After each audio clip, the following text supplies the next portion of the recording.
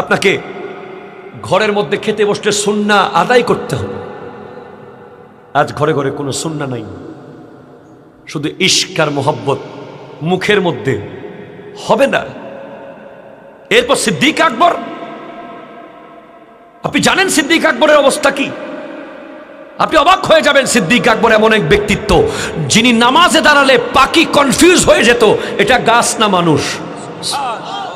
আমাদের চট্টগ্রাম জামিয়ার মাঠে একবার জস্টে জুলুসে রিসেন্টলি, গত বছর আগের বছর হয়তো, প্রচন্ড বৃষ্টি, 19 সালে প্রচন্ড বৃষ্টির মধ্যে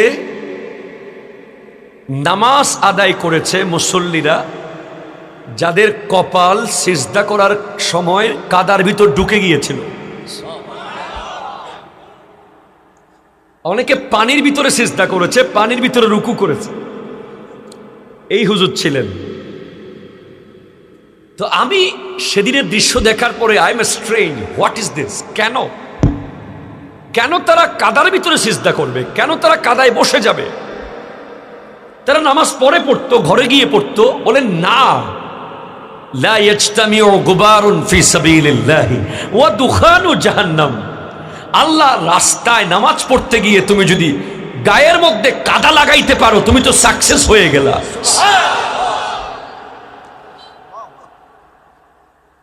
তুমি তো সফল। আমার যুবক ভাইয়েরা একটু আসো, আজকে তোমাদের জন্য অনেক কিছু রেডি করে আনছে।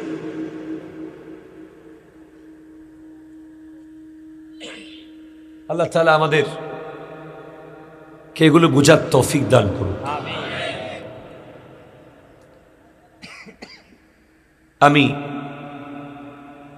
আমার প্রাণপ্রিয় মুর্শিদ করিম আওলাদ রসুল আল্লামা সৈয়দ মোহাম্মদ তাহের শাহ সাহেব কিবলা মদ্দজিল্লুল আলীর দোয়ার নজর কামনা করছি,